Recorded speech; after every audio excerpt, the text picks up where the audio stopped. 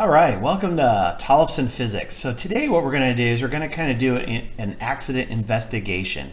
So a car skids along the road and comes to a complete stop. So we're just going to consider that a car had some sort of initial velocity, it skids, we can measure the distance of that skid, and it comes to a stop. And so the stop is not caused by another object. All right, so it's just hitting the brakes, measuring the skid length, and then figuring out, okay, how fast was the car actually going? Okay, so we're going to have certain information available to us. And so the rubber on the tires and the road is going to give a certain coefficient of friction. And so we'll have that. And believe it or not, just knowing the length of the skid mark and knowing the coefficient of friction, we can figure out how fast they were going initially. And so a question like this looks like I don't have anywhere close to enough information. And so when you have that kind of question, you just have to start writing things down and seeing where it takes you. And so in a question like this, where I would start, especially with coefficient of friction, is I would start with a force diagram. All right, so a car that's stopping. So let's say the car initial velocity is going in that direction to the right.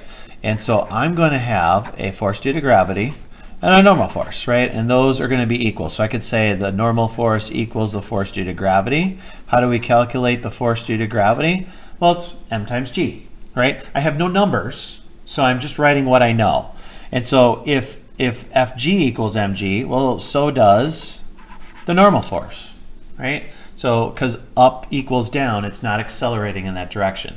So if I'm traveling to the right, the acceleration due to force of friction of the tires is to the left. And so, well, what do I know about force of friction? I know that if I know the normal force and the coefficient of friction, I can calculate it. All right? And actually the normal force in this case equals the gravitational force. So I can substitute that in too. So the frictional force is going to equal the coefficient of friction times mass times gravity. All right, so this is what my force diagram tells me. And the other thing the force diagram tells me is, okay, well, F net equals the frictional force, which equals ma, and the frictional force equals mu mg, right? So F net equals ma, and we only have one net force on the diagram, so that's the force of friction, and I said the force of friction is this. This actually simplifies. Mass cancels out. And so you don't actually have to know the mass of the vehicle that's skidding to figure out how fast it was going. So here's my acceleration. Okay, now I know the acceleration, right? And I know the distance. I have to think about, and I want to know the initial velocity. Well, technically we know the final velocity. It stopped. So if I know all that, I could draw a velocity versus time graph, which would look something like this. That's one way to do it. Or I can remember my kinematics equations, and the one that's the best bet here is one that doesn't involve time. And so in this particular case, that would be Vf squared equals V naught squared plus 2ax. I am interested in the initial velocity. So what is actually happening, right, is the initial velocity is to the right and the acceleration is to the left.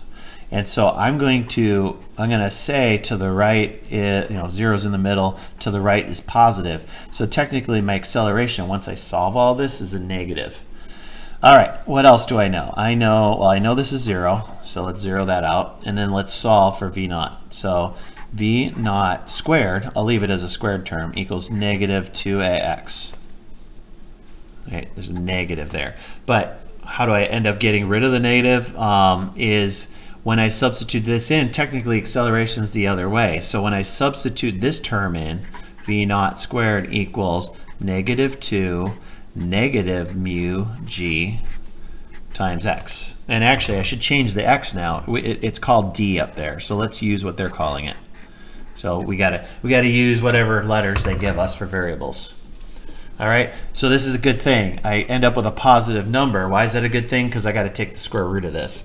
So the solution for this is V naught equals the square root of 2 mu g times d.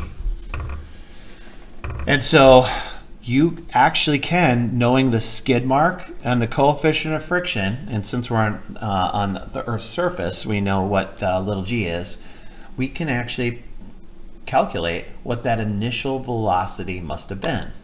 And then you can look at different relationships, like, okay, let me use a different color. So what happens if I double the distance? Yeah, what happens if I double the distance? What does that tell me about the velocity?